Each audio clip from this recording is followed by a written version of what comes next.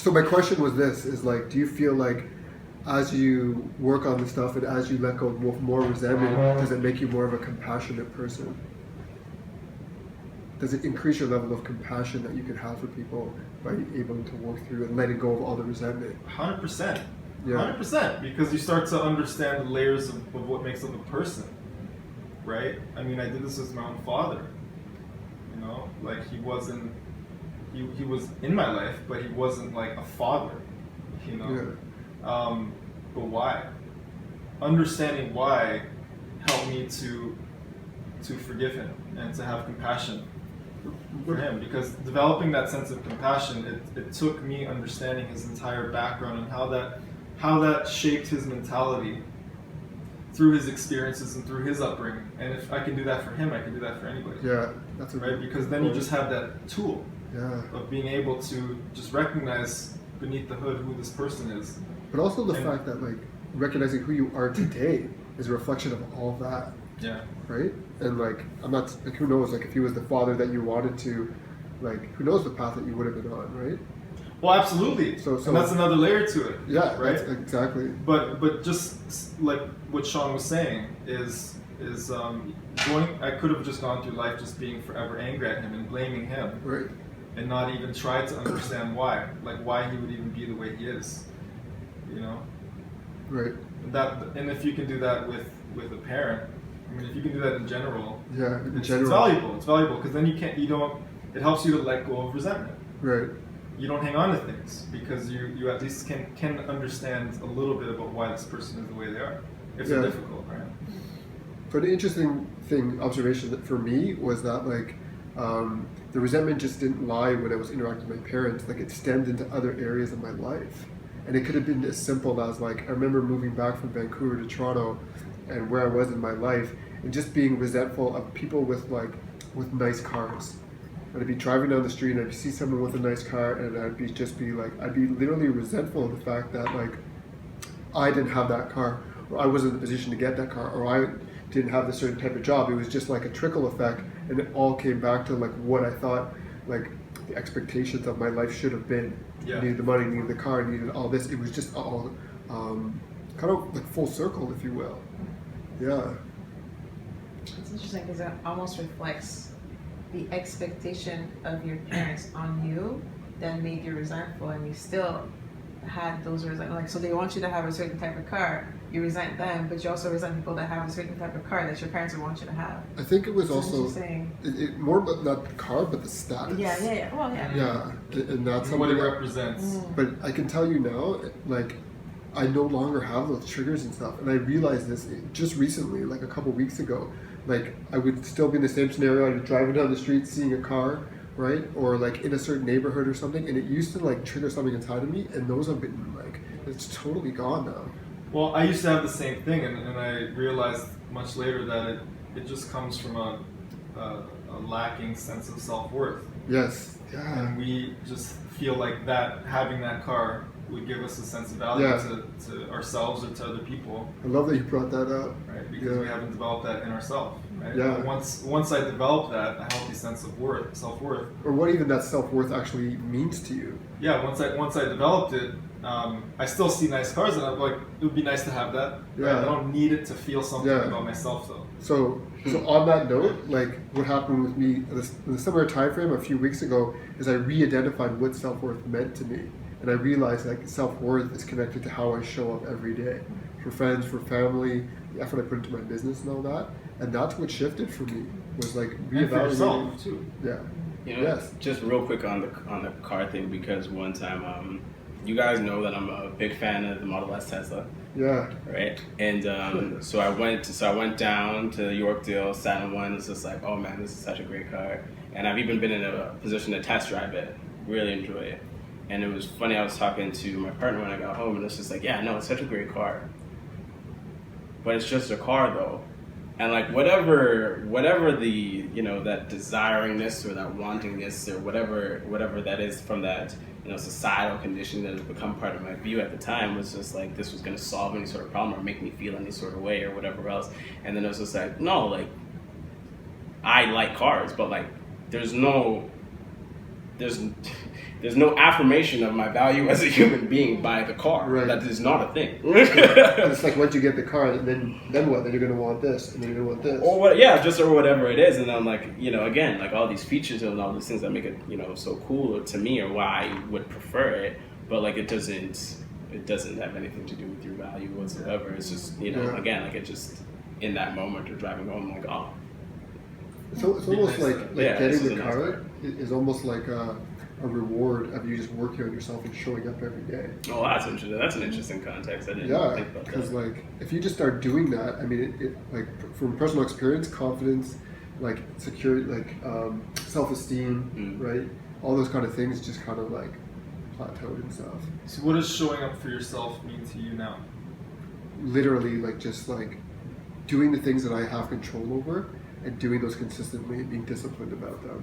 So a big part of where I'm at right now is health, and like so sticking to my plan of not eating sugar. I removed cheese, right, and sticking to a plant-based diet. Also going to the gym consistently, right? I go 3-4 days a week now. Even if I don't feel like going, I still go because those are things that I can control. Waking up every day, being present for my kids. Right? You want to talk about, okay, so like I just popped in my head because I had this whole thing about resentment in Harrison, right? So my 2-year-old, right? And I was waking up and it was so important for me to do my morning routine. Another way I was showing up for myself. But like he was like starting to wake up at the same time. And when he wakes up, somebody needs to care for him. And Kristen would go to work really early and he would be calling for like, mama, because that's what he wants in the morning.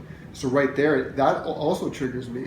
And I started, and it happened 3 days in a row. And on the third day, and in the first couple of days when I finally got him up, I was like being angry towards him, and he would want something, and I would be no, and I would just like try to use my like anger to control him, and control the situation. And on the third day, I was like, so my awareness kicks in, and then I was like, what is really going on here? And I realized I was resenting him for getting up early, wanting his mother and not me, and also taking away from my morning routine. Right. And that. But since then, it's been like smooth sailing. Like today, he woke up at 5:45.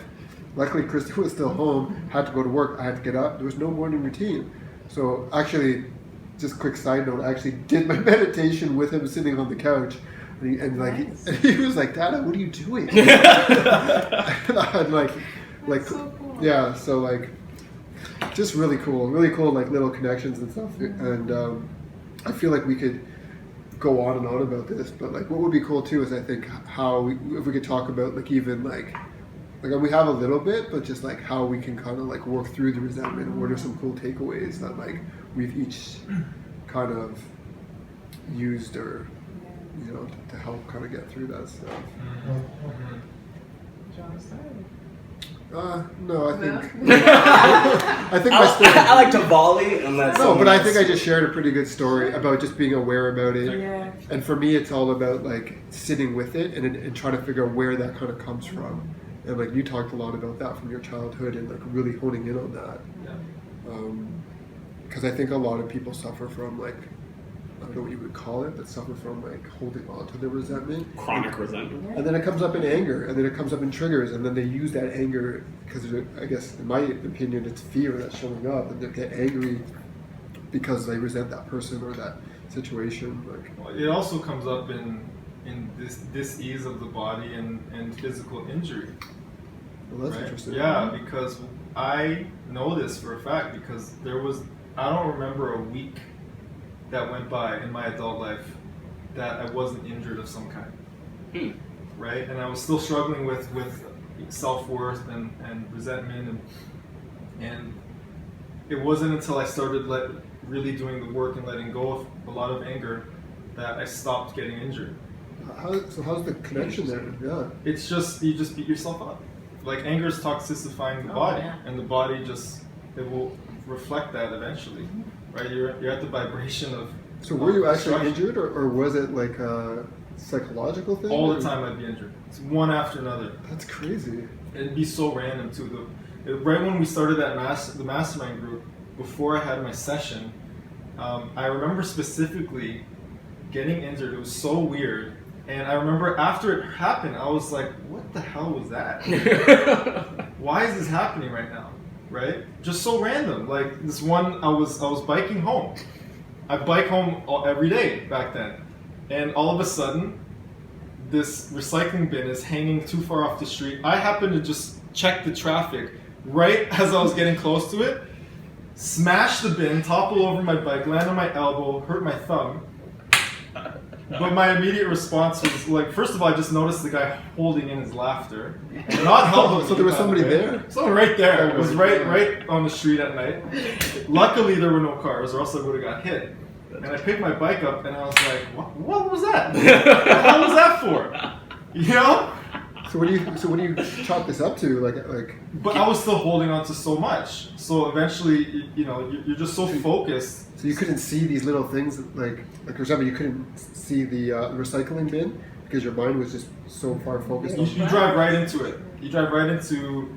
It's a reflection of what you're doing to yourself. That's pretty. Yeah. Right? Your emotional body's Guilt for the anger. your emotional body's injured. It'll reflect in your physical body eventually. Yeah, that's a really cool analogy. I get it from the sense of okay, you get stressed and then you could get sick from this right? You could get internally sick or you get a cold or you're just not well. But the physical part of it though that you're talking about is Yeah, but that's physical too. Yeah, it's all Yeah. magic.